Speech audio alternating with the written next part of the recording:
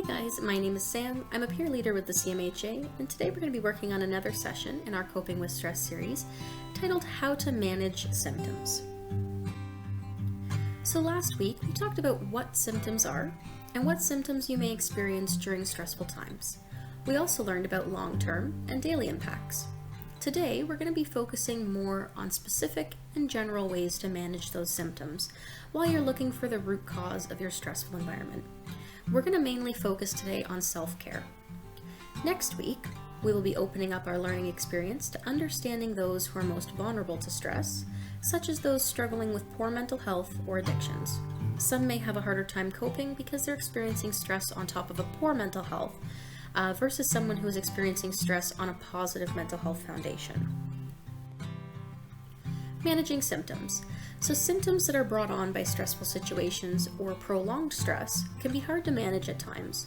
Different symptoms are treated through different means. Some of these may include medication as a form of treatment, self-care techniques, counseling or outside resources, or even a change in lifestyle.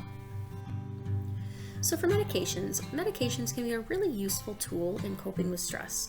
Sometimes medications can be used to treat certain symptoms depending on the person and what their symptom is. So some common symptoms that can be treated with medications could be tensions and headaches. So tensions and headaches, they can be treated with things like Advil, Tylenol, NSAIDs, that would be like anti-inflammatories. All of these are usually things you can get over the counter. Another symptom of stressful situation would be depression or anxieties. For depression, usually that's something that's prescribed by a doctor and it's some form of antidepressant. And for anxiety, that's usually prescribed as well, some form of anti-anxiety medication. And today you may even be prescribed something along the lines of medical marijuana. For the symptom insomnia, not being able to sleep at night, you can get sleeping aids for that. So some of those can be over the counter or some of them can be prescribed by a doctor. And our last one here is high blood pressure. That's usually a medication. It can be treated with medication, but it's also, once again, usually prescribed by a doctor. So it is recommended that you ask a doctor or pharmacist before taking any medications for symptoms of stress to avoid wrong doses, wrong medication, adverse side effects, or abuse, and to rule out any underlying health issues. You should always read and follow labeling and dosage instructions before taking any medications prescribed or over the counter. So for self-care is the practice of taking an active role in protecting one's own well-being and happiness, in particular during periods of stress. So that means is that partaking in any activities that promote a healthy environment and a positive well-being can count as self-care. So some self-care ideas and activities. You could get comfortable, grab a hot chocolate and a warm blanket, get cozy. You could sleep in or do some baking. Maybe you're going to go out and do some gardening. So all of these ideas that are on this list here, they offer welcoming a positive environment. And it's something that you can do that makes you happy, but it's also something that's going to promote a positive well-being and a positive environment. So reading a book, making a doctor's appointment, swimming, listening to some music, all of these things can be really great tools to use. So at the end of the day, self-care can really be anything, as long as it promotes a healthy environment and a healthy well-being. Another thing that we can use to help us treat and cope with some of the symptoms of stress is exercise and diet. So exercise and diet can play a big role in how your body handles stress and symptoms of stress. Exercising regularly and eating a well-balanced, nutritious diet can help you keep your energy levels up, keep you well rested, lower your blood pressure and heart rate, relieve tensions, and overall boost your sense of well-being. So the Canadian Food Guide now represents a new interactive plate model for healthy eating, and you can find this model and other resources online at canada.ca/foodguide. It is an interactive model, and generally how the model works now, instead of measuring all of your portions, you look at a plate and you divide it in half. You take one half and divide it in half again. Following this plate model is a really easy, simple guide for each and every day, just healthy balanced eating. And when you are getting all of the nutrients and things that you need in your diet and you're exercising, it's definitely going to make you feel healthier. You're going to feel a little bit more well rested. And you know, exercise doesn't have to be going to the gym every day. If that's something that you want to do, if that's something that you like to do, 100% go for it. Do it. If that makes you happy and you use the gym as a form of self-care, please feel free to continue doing that. But if the gym isn't really your thing, you know, exercise can be something smaller too, such as, you know, maybe you're vacuuming, and while you're vacuuming, you decide to dance a little bit. Something that can just get your heart rate up a little bit. It doesn't have to be something super big or well rehearsed. It can be anything, just to add that little extra bounce in your step, and hopefully that'll help you with things like your insomnia or not having trouble sleeping at night or relaxing, because you're going to feel really worked throughout the day, and that's going to help you feel more rested. It's going to lower your resting heart rate, which is going to help you feel a little bit stronger, a little bit more refreshed. So exercise and diet does play a pretty big role. And once again, if you want to find out more about healthy eating, canada.ca/food guide is a really, really great place to start. So I'd like to tell you guys a story about the trouble tree, and hopefully talk to you guys a little bit about how this technique can help you in your everyday life. So this is the story here, and I'm just going to read it to you, and then we'll have a quick chat afterwards. So the carpenter I had hired to help me restore an old farmhouse had just finished a pretty rough day on the job. A flat tire caused him to lose an hour of work, his brand new electric saw broke, and now his trusty old pickup truck refused to start. While I drove him home that day, he sat in silence. Frustration sat upon his face. On arriving to his home, he invited me in to see his family. As we walked towards the front door, he paused briefly at a small tree, touching the tips of the branches with both hands and just taking a moment. When he opened the door to his house, he underwent an amazing transformation. His tired face became overwhelmed with smiles, and he gave his wife and children a hug.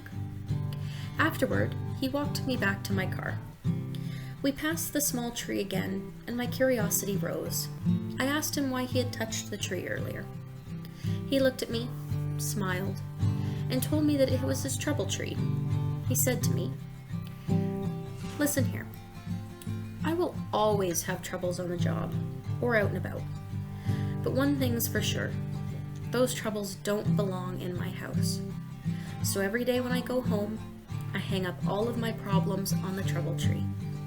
In the morning when it's time to leave, I pick them up again." He paused briefly and looked out towards the sky, just past the small tree planted not long ago. He said to me, "The funny thing is, when I come out in the morning to pick them all back up again, there's never nearly as many as I thought I had hung up the night before." This is just a bit of a personal rendition of the original Trouble Tree story, originally posted by an unknown author. And what I think that this tells you in this story is that it has a really great message. And what this focuses on is everybody can have a trouble tree. It's a technique that you can use to help physically take some of the stress off of your shoulders. And whether that be an actual tree, whether it be a trouble chair or a trouble doorway, you can always find an object to just hang up your troubles before you go home. And whether it be from work or just out and about in daily life, maybe you had a stressful day driving, you had some road rage, anything. You can take all of those problems, and it may seem silly at first. It may feel a little awkward to say these things and do these things. But what I want to challenge you guys to try is to take a moment, find something, a trouble chair, a trouble tree, a trouble bush, whatever you want it to be. And before you step inside your home, just unload all of your problems onto that branch. Take all of them off, pretend they're in a bag, and physically pretend to place them onto that tree. Because that's going to help you leave them there, leave them outside of your house. And a lot of the times when we're frustrated and we're overwhelmed, we feel like we have a million different things going on. We feel like we have 100 problems on our hands. And in the story, the carpenter, had said that it's strange because when he comes out in the morning, there's not nearly as many as he remembers hanging up the night before. And I think that that relates a lot to how we feel, because when we feel overwhelmed, when we feel exasperated at some of the things that happen in our lives, we amplify it. And sometimes if you go and hang up 10 things that are really bothering you at the end of the night, and you come out in the morning, there may only be 2 or 3 really, really important things that stuck around for you to deal with in the morning. And all of those other ones, the trouble tree took care of for you.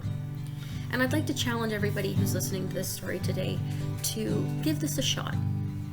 Do it for a week, give it a go, and see how it works for you. For some people it may not work, but I'd like to give everybody a chance to try it, and let me know if it works for you. If it works for you, please comment or email me. Let me know if this worked or if it didn't work. I want to know what your suggestions are.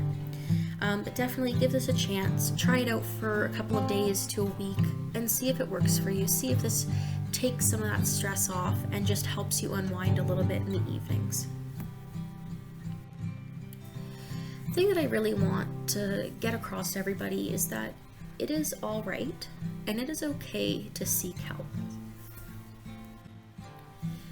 You may be asking, okay, well, Sam, it's okay to seek help, but where can I seek help? And the thing is when you're trying to manage symptoms of stress, you should always consider talking to someone such as a close family member, a friend, a therapist, or a doctor. And you can always reach out to us here at the CMHA, our peer team. Reach out to your local Canadian Mental Health Association branch. And our peer team here, we have a team of people who would love to hear from you and would love to help you out. So please, if you are requesting some help, there's no shame in that. You shouldn't feel bad. It is definitely okay to need a helping hand at times. And if you do feel like you need a hand, go ahead and send us an email at our peer team emails. That's peers@cmhaoxford.on.ca, just to be connected with one of us, and we can have a really good chat about some things. You can also reach me personally, and that email will be at the end. And also, we also have our 24/7 crisis hotline for reach out, and I'll have that number at the end of the video as well. So for our questions today, I would like to ask you guys to comment down below, did you learn something new today? And if you did, what did you learn? And if you didn't learn anything new today, what do you think is one thing that you know about how to manage stress and how to manage these symptoms that you could tell us down in the comments that maybe I might have missed in this session today? And also today we have something a little bit more exciting, and it's a challenge time. So go back to our list a little bit earlier in the video, or you can totally create your own, just remembering that it needs to be something that has a positive environment or creates a positive atmosphere and overall promotes a healthy well-being. So I'm going to challenge you guys to pick 1 to 3 self-care ideas or activities that you can do tomorrow. Doesn't matter what time, just try to pick 1 to 3 things, and let me know down in the comments whether you picked a few things or what you planned on doing. Maybe you're going to plan to read a book or get 1 chapter in a book done. Maybe you're going to plan to do some gardening tomorrow. Let me know, and if you really want to share, or maybe it's a bit more private, you're always welcome to email me as well. So for how to reach me, like I've said before, you guys can always reach me in the comments below. Just comment your questions and your answers down in the comments, and honestly guys, talk to your Facebook neighbors. There's a lot of really amazing people here in the comments and watching today, and they have a lot of really good coping techniques, I'm sure. And if you feel like you have one that maybe wasn't mentioned, or you have some sort of strategy that you want to share with people, feel free to post that in the comments. It's really going to help some people out, and it'll be interesting to see how you cope with your daily stressors. I would love to have a chat with you about those things. Another way that you can email me is through my email, which is samanthaboland@cmhaoxford.on.ca.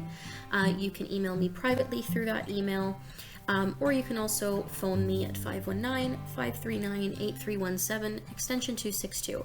So this is going to automatically direct you to a voicemail.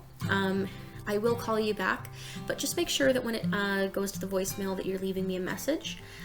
Just request a call back, leave your first and last name, your number, and just a preferred time to reach you at. So just a quick reminder here, guys, that I am only available during my regular work hours, which are 10 a.m. to 4 p.m., Monday, Tuesday, Thursday, and Friday. Unfortunately, I cannot guarantee an immediate response all the time, so some responses may take a day or two. But once again, please call Reach Out, which is a 24/7 crisis hotline. And you can either web chat them at their website, or you can call 1-866-933-2023, and that's for any immediate mental health needs. And as always, just dial 911 for emergencies. I would like to say thank you to everybody who attended the session today, who may be watching. It's definitely a really big step in the right direction to getting on top of and managing your stress. Just once again want to say thank you guys for being here, and if you want to talk to me, please go ahead, comment, email me, chat with me. I would love to have a chat with you guys and see how you're doing, and if any of these things have been helping you at all. It would be really nice to see some of the coping techniques and strategies that you've been using.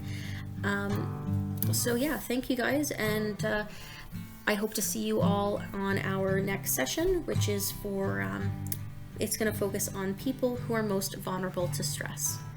So thank you guys, and I hope you guys enjoy the rest of your day. Bye now.